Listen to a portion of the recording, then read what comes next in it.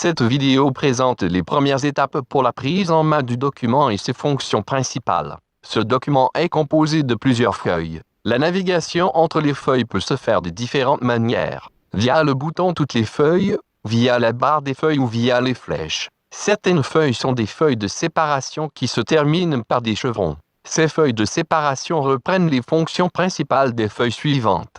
Certaines règles doivent être respectées. La première règle est de ne pas renommer une feuille. Par contre, l'ordre des feuilles peut être changé et des feuilles peuvent être ajoutées. La seconde règle est de ne pas modifier une formule. Cependant, la majorité des feuilles sont protégées. Certaines cellules ne peuvent donc pas être modifiées. Avant de commencer la revue du document, une étape essentielle doit être réalisée. Une autorisation à des fonctions permettant de supprimer et trier des données doit être donnée. Pour ce faire, veuillez vous rendre dans une feuille de la section Source, par exemple la feuille Entraînement. Ensuite, cliquez sur le bouton Supprimer. Pour poursuivre le processus, appuyez sur Continuer et un autre onglet s'ouvre. Veuillez sélectionner votre compte Google où vous connectez. Cette application n'est pas validée car cela requiert des démarches supplémentaires auprès de Google qui ne sont pas nécessaires dans notre cas. Veuillez appuyer sur Paramètres avancés et ensuite accéder à etc.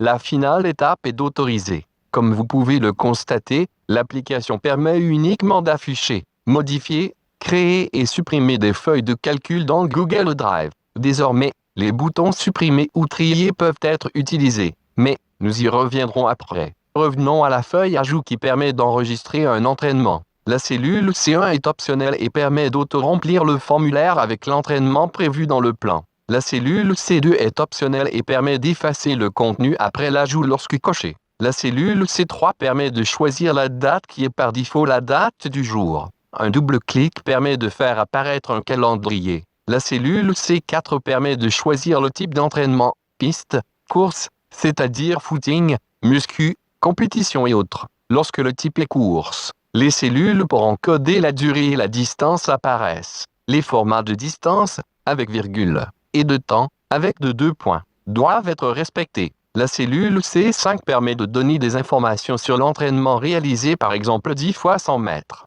La cellule C6 permet d'encoder les sensations entre 0 et 10. La cellule C7 permet d'enregistrer une note. Enfin, la cellule C10 lorsque coché permet d'enregistrer l'entraînement. L'ajout peut aussi être réalisé via l'application mobile Google Sheet. La seconde feuille permet de voir les entraînements prévus pour certains jours. Par default, cela permet de montrer les entraînements du jour ainsi que les entraînements des 2 jours précédents et suivants. Cependant, la cellule C2 permet de choisir un jour et la cellule C3 permet de sélectionner ce jour comme jour pivot. Les entraînements sont directement mis à jour. La troisième feuille est un plan complet des entraînements prévus et réalisés. Ces entraînements peuvent être uniquement lus et non modifiés ou supprimés. Ces modifications sont faites dans la partie Données. Cependant, des remarques pour l'entraîneur peuvent être insérées dans la colonne G. Ces remarques peuvent être les compétitions, les vacances ou les examens, des examens médicaux, etc.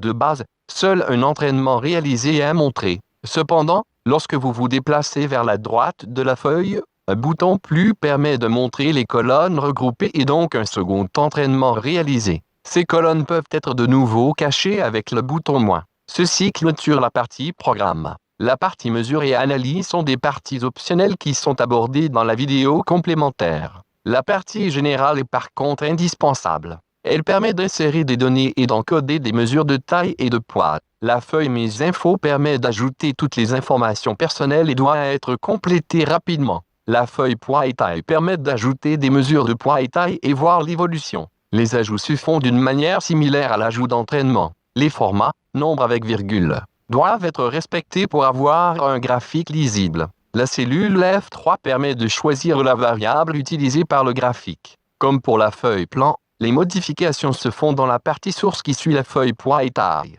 Toutes les feuilles sources sont structurées de manière identique et permettent de modifier ou supprimer un entraînement. Une feuille est également consacrée à l'extraction des données fournies par l'entraîneur et ne peut être modifiée. La feuille Entraînement va être utilisée comme exemple. Tous les entraînements ajoutés apparaîtront sur cette feuille. Les modifications et suppressions peuvent y être faites. Pour modifier, il suffit de se rendre sur la cellule choisie et de modifier son contenu. Pour supprimer, il faut d'abord sélectionner la ligne de son choix dans la colonne A. Ensuite, La ligne cochée peut être supprimée en appuyant sur le bouton Supprimer. Il se peut que le bouton Trier et Supprimer se superpose. Il faut alors faire un clic droit sur Windows et un clic avec 2 doigts sur Macintosh afin de pouvoir déplacer l'image. Après plusieurs semaines d'utilisation, il est possible que les entraînements ne soient pas triés de manière croissante.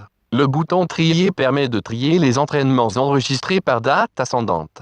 La feuille Données PT permet de modifier, supprimer et trier les ajouts de poids et de taille d'une manière similaire. Ceci clôture la revue des fonctions principales. Merci de votre attention.